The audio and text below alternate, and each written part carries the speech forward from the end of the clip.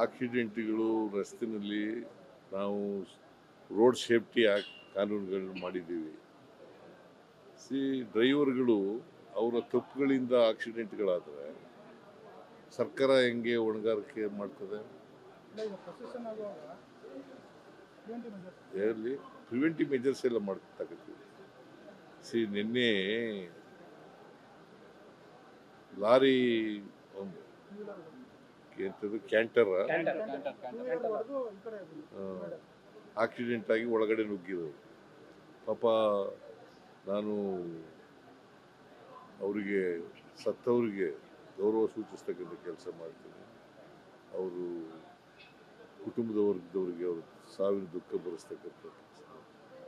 ನಾನು ಎಲ್ಲ ಕೃಷ್ಣ ಬೈರೇಗೌಡನಿಗೆ ಬೆಳಗ್ಗೆ ಹೋಗಿ ಅವನ್ನೆಲ್ಲ ಭೇಟಿ ಮಾಡಿ ಪರಿಹಾರ ಘೋಷಣೆ ಮಾಡುವಂತ ಹೇಳಿದ್ದೇನೆ. Krishna Byregowda district incharge minister ಅವ್ರಿಗೆ ಹೋಗಿ ಕೇಳಿದ್ದೆ. ಅವ್ರು ಹೋಗಿ ಮಾಡಿದ್ದಾರೆ. 5 ಲಕ್ಷ ಮಾಡಿದ್ದಾರೆ. ಬಟ್ ಬಿಜೆಪಿ 10 ಲಕ್ಷ ಆಗಬೇಕು ಅಂತ ಹೇಳಿದ್ದಾರೆ. 10 ಲಕ್ಷ ಪರಿಹಾರ ಅವ್ರು ಎಷ್ಟು ಕೊಟ್ಟಿದ್ರು? Central government 2 lakh, central government PM 2 lakh announce ಮಾಡಿದ್ದಾರೆ. ಇವರು 5 ಲಕ್ಷ ಮಾಡಿದ್ರೆ 10 ಲಕ್ಷ ಮಾಡಿರ್ತಾರೆ. ಇವ್ರ ಕಾಲದ ಅಧಿಕಾರದಲ್ಲಿ ಇದ್ರಲ್ಲ, ಹಾಗೆ ಎಷ್ಟು ಮಾಡಿದ್ರು ಕೇಳದೇನಪ್ಪ ಅದನ್ನ? ಮತ್ತೆ ಮಾಡಿಲ್ವಲ್ಲ ಅವರು. ಹೆಚ್ಚಾಗಿ ಕೊಟ್ಟಿದ್ರೆ ಪರವಾಗಿಲ್ಲ ಅಂತ ಅನ್ಬೋದಾಗಿತ್ತು. ಪರಿಹಾರ ಕೊಡೋದು ಅವ್ರನ್ನ ಸತ್ತದವ್ರಿಗೆ ನಾವು ವಾಪಸ್ ತರ್ತೀವಿ ಅಥವಾ ಅದಕ್ಕೆ ಪರಿಹಾರ ಅಂತ ಅಲ್ಲ. ಇದು ಸರ್ಕಾರ ಮೊದಲಿಂದಲೂ ಕೂಡ ಕೊಡ್ತಾ ಬಂದಿದೆ.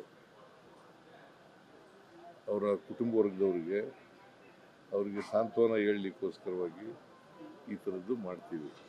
ಹಾಗಂತೇಳಿ ಸಾವಿಗೆ ಸಮಾನ ಅಂತಲ್ಲ ಪರಿಹಾರ. ಬಿಜೆಪಿ ಅಂತಲ್ಲ ಸರ್, ಎಲ್ಲರೂ ಕೂಲಿ ಕಾರ್ಮಿಕರು ಮತ್ತೆ ಮನೆಗೆ ಇಂಜಿನಿಯರಿಂಗ್ ವಿದ್ಯಾರ್ಥಿಗಳಿದ್ರು. ಹಾಗಾಗಿ ಸರ್ಕಾರ ಏನಾದ್ರನ್ನ ಪರಿಗಣಿಸುತ್ತಾ ಅಂತ. ಬಿಜೆಪಿ ಬೇಡ ಸರ್, ಬಿಜೆಪಿ ವಿಚಾರ ಅಲ್ಲ. ಕೂಲಿ ಕಾರ್ಮಿಕರಿದ್ರು, ವಿದ್ಯಾರ್ಥಿಗಳಿದ್ರು ಅಂತ ಜಾಸ್ತಿ ಮಾಡ್ತಾರೆ ಸರ್ಕಾರ ಅಂತ. ಈಗ ಸರ್ಕಾರ ಆಕ್ಸಿಡೆಂಟ್ ಆದವರಿಗೆ 5 ಲಕ್ಷಗಳನ್ನ ಕೊಡ್ತೀವಿ, ಗೊತ್ತಾಯ್ತಾ? ಸತ್ತದವ್ರಿಗೆ, ಆಕಸ್ಮಿಕವಾಗಿ ಸತ್ತದವ್ರಿಗೆ 2 ಲಕ್ಷ ಕೊಡ್ತೀವಿ. ಇವ್ರಿಗೂ ಕೂಡ 5 ಲಕ್ಷ ರೂಪಾಯಿ ಅನೌನ್ಸ್ ಮಾಡ್ತೀವಿ. ಸ್ಪೆಷಲ್ ಕೇಸ್ ಅಂತ ಕನ್ಸಿಡರ್ ಮಾಡಬಹುದು ಅಂತ ಸರ್. ಯಾಕಂದ್ರೆ ಕೂಲಿ ಕಾರ್ಮಿಕರು ವಿದ್ಯಾರ್ಥಿಗಳ ಹೆಚ್ಚಿನ ಸಂಖ್ಯೆಯಲ್ಲಿ ಇದ್ದಾರೆ ಅಂತ ಹೇಳಿ ಸರ್. ಮತ್ತೆ ಆರ್ಥಿಕವಾಗಿ ಹಿಂದುಳಿದ ಮಕ್ಕಳುಗಳೇ ಜಾಸ್ತಿ ಇದ್ದಾರೆ ಅಂತ. ಎಲ್ಲ ಆರ್ಥಿಕವಾಗಿ ಹಿಂದುಳಿದವ್ರೆ ಅಂತಲೇ ಕೊಡೋದು ಪರಿಹಾರ. ಸ್ಪೆಷಲ್ ಕನ್ಸಿಡರೇಷನ್ ಆಗುತ್ತಾ ಅಂತ ಸರ್ಕಾರದಿಂದ? ಈಗ ಒಬ್ರು ಕೊಡಕ್ ಬರಲ್ಲ. ಇದು it's not A question of ಒಬ್ಬರಿಗೆ ಕೊಡೋದು ಇನ್ನೊಬ್ಬರಿಗೆ ಕೊಡದೆ ಇರಬೇಕಂಗ. ಎಲ್ರಿಗೂ ಈಕ್ವಲ್ ಆಗಿ ಕೊಡಬೇಕು. ಅದೇ ಯಾವಾಗ ಅಲ್ಲಿ ಗಲಾಟೆ ಆಯ್ತಿದ್ದ ಹೋಗ್ಲಿಲ್ಲ ಇವರು. ಈಗೆಲ್ಲ ಗಲಾಟೆ ಎಲ್ಲ ಕಡಿಮೆ ಆದ್ಮೇಲೆ ಹೋಗಿದ್ದಾರೆ. ಯಾಕೆ ಹೋಗ್ಲಿಲ್ಲ ಅವರು? ಇಷ್ಟು ವರ್ಷ 7 ವರ್ಷದಿಂದ ಆಯ್ತಲ್ಲ. 7 ವರ್ಷದಿಂದ ಯಾಕೆ ಹೋಗ್ಲಿಲ್ಲ ಸರ್? ಈಗ ಧರ್ಮಸ್ಥಳದ SIT ತನಿಖೆ ವಿಚಾರದಲ್ಲಿ ವಿಳಂಬ ಆಗ್ತಾ ಇದೆ, ಹಾಗಾಗಿ ಅನ್ನುವಂಥ. ವಿಳಂಬ ಆಗ್ತಾ ಇಲ್ಲ, ಇನ್ವೆಸ್ಟಿಗೇಷನ್ ಮಾಡ್ತಾ ಇದ್ದಾರೆ. ಸರ್ಕಾರ ಇನ್ವೆಸ್ಟಿಗೇಷನ್ ಇಂಟರ್ಫಿಯರ್ ಆಗಲ್ಲ. ಬಟ್ ಹಾಗಂತೇಳಿ ಅನಗತ್ಯವಾಗಿ ವಿಳಂಬ ಮಾಡಾಗಿಲ್ಲ. ವಿಳಂಬ ಆಗ್ತಾ, ನನಗೆ ಗೊತ್ತಿರೋ ಮಟ್ಟಿಗೆ ವಿಳಂಬ ಆಗ್ತಾ ಇದೆ. ದಸರಾ ಉದ್ಘಾಟಕರ ವಿಚಾರ ಕಾನೂನು ಸಮರಕ್ಕೆ ದಸರಾ ಉದ್ಘಾಟಕರ ವಿಚಾರವಾಗಿ ಕಾನೂನು ಸಮರವನ್ನ ಮಾಡ್ತಾ ಇದ್ದಾರೆ. ಕೋರ್ಟ್ ನಲ್ಲಿ ಅರ್ಜಿ ಸಲ್ಲಿಸುವಂತ ಕೆಲಸ ಆಗಿದೆ. ಅವರು ಉದ್ಘಾಟನೆಗೆ ಅವಕಾಶ ಕೊಡಬಾರ್ದು. ಮಾಡ್ಲಿ ಪಾಪ, ಕೋರ್ಟ್ ನಲ್ಲಿ ಇತ್ಯರ್ಥ ಆಗ್ಲಿ. ಕೋರ್ಟ್ ಹೋಗುವಂತ ವಿಚಾರವನ್ನ ಕೋರ್ಟ್ ಹೋಗುವಂತ ವಿಚಾರಗಳಿಗೂ ಅಥವಾ ಹೇಗೆ ಅಂತ ಗೊತ್ತಿಲ್ಲ. ಈ ಕೋರ್ಟ್ ಹೋಗಿರೋರು ಯಾರು? PIL ಸಲ್ಲಿಸಿದ್ದಾರೆ ಮಾಜಿ ಸಂಸದರು ಪ್ರತಾಪ್ ಸಿಂಹ. ಅವ್ರನ್ನ ಕೇಳಪ್ಪ. ಇಮಿಡಿಯೇಟ್ ತಗೋಬೇಕಾದ ಅಗತ್ಯ ಇಲ್ಲ ಅಂತ ಕೂಡ ಕೋರ್ಟೆ ಹೇಳಿದೆ. ಕೋರ್ಟೇನೆ ಇಮಿಡಿಯೇಟ್ ತಗೋಬೇಕು ಅಂತ ಏನಿಲ್ಲ. ಒಂದು ಧರ್ಮದ್ದಲ್ಲ ಅದು ಕಾರ್ಯಕ್ರಮ. ಅದು ಸಾಂಸ್ಕೃತಿಕವಾಗಿ ನಡೀತಾ ಇರ್ತಕ್ಕಂಥ ಒಂದು ಕಾರ್ಯಕ್ರಮ. ಮತ್ತೆ ಎಲ್ಲ ಜನರು ಕೂಡ ಅದರಲ್ಲಿ ಪಾರ್ಟಿಸಿಪೇಟ್ ಮಾಡ್ತಕ್ಕಂಥ ಕಾರ್ಯಕ್ರಮ. ಇದು ಒಂದು ನಾಡ ಹಬ್ಬ. ಇಂಥದೇ ಧರ್ಮದವರು ಭಾಗವಹಿಸ್ಬೇಕು, ಇಂಥ ಧರ್ಮದವರು ಭಾಗವಹಿಸಬಾರ್ದು ಅಂತ ಇಲ್ಲ ಈ ಹಬ್ಬದಲ್ಲಿ. ಇದು ಸಾರ್ವತ್ರಿಕವಾಗಿರ್ತಕ್ಕಂಥ ಒಂದು ಹಬ್ಬ. ಈ ಹಬ್ಬದಲ್ಲಿ ಎಲ್ಲ ಜಾತಿಯವರು, ಎಲ್ಲ ಧರ್ಮದವರು ಭಾಗವಹಿಸ್ಬೇಕು. ಬಿಜೆಪಿ ಮೇಲೆ ಬ್ಯಾಕ್ ಟು ಬ್ಯಾಕ್ FIR-ಗಳು 3 ದಿನದಲ್ಲೂ ಕೂಡ ಆಗ್ತಾ ಇರೋದು. ಸಿಟಿ ರವಿ ಇರ್ಬೋದು, ಯತ್ನಾಳ್ ಇರ್ಬೋದು, ಎಲ್ಲರ ಮೇಲೂ ಆಗ್ತಾ ಇದಾವೆ. ಇದು ರಾಜಕಾರಣ ಅನ್ನುವಂಥದ್ದು. ರಾಜಕಾರಣ ಮಾಡಕ್ ಹೋಗೋದಿಲ್ಲ. ಅವರು ಬಾಯಿಗೆ ಬಂದಾಗ ಮಾತಾಡಿದ್ರೆ ಕ್ರಿಮಿನಲ್ ಪ್ರಚೋದನಾಕಾರಿಯಾದಂಥ ಭಾಷಣ ಮಾಡಿದ್ರೆ ಏನು ಮಾಡಬೇಕಾಗುತ್ತೆ? ನೆಮ್ಮದಿ ಶಾಂತಿಯನ್ನು ಕಾಪಾಡ್ತಕ್ಕಂಥದ್ದು ಅತ್ಯಂತ ಅವಶ್ಯ ಅಲ್ವಾ? ಕಾಪಾಡಲಿಕ್ಕೋಸ್ಕರವಾಗಿ ಪ್ರಚೋದನಕಾರಿ ಭಾಷಣ ಯಾರು ಮಾಡ್ತಾರೆ ಅವ್ರ ಮೇಲೆ ಕ್ರಮ ತಗೊಳ್ತೀವಿ. ಇದು ರಾಜಕಾರಣ ಅಲ್ಲ. ಅಲ್ಲ, ನಿಮ್ಮ ಮೇಲೆ ಒಂದು ಪೋಸ್ಟ್ ಹಾಕಿದ್ರು ಅನ್ನೋ ಕಾರಣಕ್ಕೋಸ್ಕರವಾಗಿನೇ ಇನ್ನೊಬ್ರು ಅರೆಸ್ಟ್ ಕೂಡ ಆಗಿದ್ದಾರೆ. ವಿಕ್ರಮ್ ಇವರು ನಿಮ್ಮ ಮೇಲೆ ಒಂದು ಪೋಸ್ಟ್ ಹಾಕಿದ್ರು ಅವರು, ಅಂದ್ರೆ ನಿಮ್ಮ ಭಾವಚಿತ್ರವನ್ನು ತಿರ್ಚು ಅಂತ, ಅವ್ರನ್ನೂ ಕೂಡ ನಿನ್ನೆ ಅರೆಸ್ಟ್ ಮಾಡಿದ್ದಾರೆ. ಇದು ಹಿಂದೂ ಪರ ಸಂಘಟನೆಗಳ ಮೇಲೆ ಮಾಡ್ತಾರೋ ಇದು ಅನ್ನೋಂಥದ್ದು. ಇದು ಪರ, ನಾನು ಹಿಂದೂ ಅಲ್ವಾ? ನಾನ್ಯಾರು? ನಾನು ಹಿಂದೂನೇ. ನನ್ನ ಹೆಸರಿನಲ್ಲಿ 2 ದೇವರುಗಳಿದ್ದಾವೆ, ಈಶ್ವರ ವಿಷ್ಣು 2 ದೇವರುಗಳಿದ್ದಾವೆ. ಗೊತ್ತಾ ನಿಮಗೆ? ಸಿದ್ಧ ಅಂದ್ರೆ ಈಶ್ವರ, ರಾಮ ಅಂದ್ರೆ ವಿಷ್ಣು, 2 ಹೆಸರುಗಳಿದ್ದಾವೆ, 2 ದೇವರುಗಳಿದ್ದಾವೆ. ಸರ್, ಈಗ Maharashtra CM Almatti dam height ಮಾಡ್ಲಿಕ್ಕೆ ಅಪೋಸ್ ಮಾಡಿದ್ದಾರೆ. ಒಂದ್ ಕಡೆ Maharashtra CM Almatti dam height ಮಾಡ್ಲಿಕ್ಕೆ ಅಪೋಸ್ ಮಾಡಿದ್ದಾರೆ. ಇನ್ನೊಂದ್ ಕಡೆ ಮಹದಾಯಿಗೆ ಗೋವಾ ಅಪೋಸ್ ಮಾಡುತ್ತೆ, ಇನ್ನೊಂದ್ ಕಡೆ ಮೇಕೆದಾಟಿಗೆ ತಮಿಳುನಾಡು ಅಪೋಸ್ ಮಾಡುತ್ತೆ. ಟ್ರಿಬ್ಯುನಲ್ಲೇ ಕೊಟ್ಟಿರ್ತಕ್ಕಂಥದ್ದು 519 ಮೀಟರಿಂದ 524 ಮೀಟರ್ವರೆಗೆ ಏರಿಸಿ ಅಂತ ಟ್ರಿಬ್ಯುನಲ್ ಅವರು ಹೇಳಿದರು. 2010ರಲ್ಲಿ ಹೇಳಿದರು. 15 ವರ್ಷ ಆಯಿತು. ಅದು ರಾಜಕಾರಣಕ್ಕೋಸ್ಕರ ಮಾಡ್ತಾ ಇದ್ದಾರೆ ಅಷ್ಟೇ. ಇಲ್ಲ ಸರ್, ಒಂದ್ ಕಡೆ ಗೋವಾ ಮಹದಾಯಿನ ಅಪೋಸ್ ಮಾಡುತ್ತೆ, ಇನ್ನೊಂದ್ ಕಡೆ ತಮಿಳುನಾಡು ಮೇಕೆದಾಟನ್ನ ಅಪೋಸ್ ಮಾಡುತ್ತೆ. ಅದಕ್ಕೆ ಪ್ರೈಮ್ ಮಿನಿಸ್ಟ್ರು ಹೇಳಬೇಕು ಅವ್ರಿಗೆ.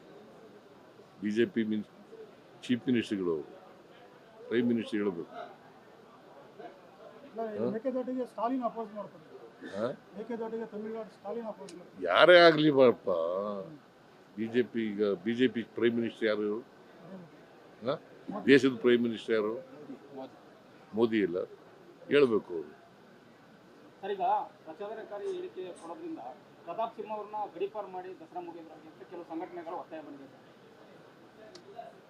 ಪೊಲೀಸ್ನವ್ರು ಕ್ರಮ ತಗೋತಾರೆ. ಅದ್ರ ಬಗ್ಗೆ ನಾನು ಹೇಳಕ್ ಹೋಗಲ್ಲ.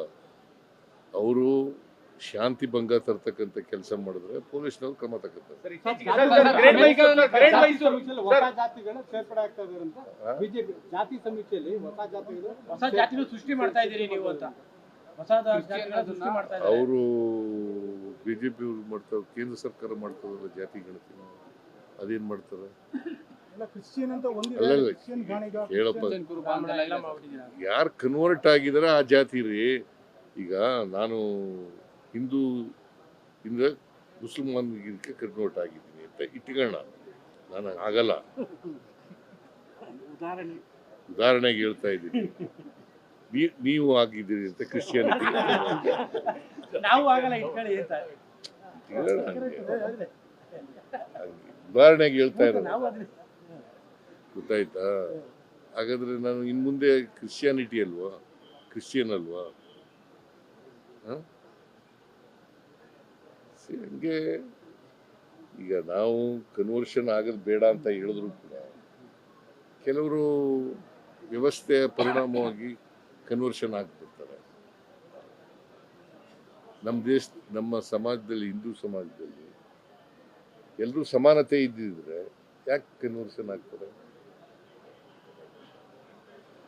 ಸಮಾನ ಈಕ್ವಲ್ ಆಪರ್ಚುನಿಟೀಸ್ ಇದ್ರೆ, ಸಮಾನತೆ ಇದ್ರೆ ಯಾಕೆ ಅಸ್ಪೃಶ್ಯತೆ ಯಾಕೆ ಬಂತು? ನಾವು ಹುಟ್ಟಾಕಿದ್ವಾ?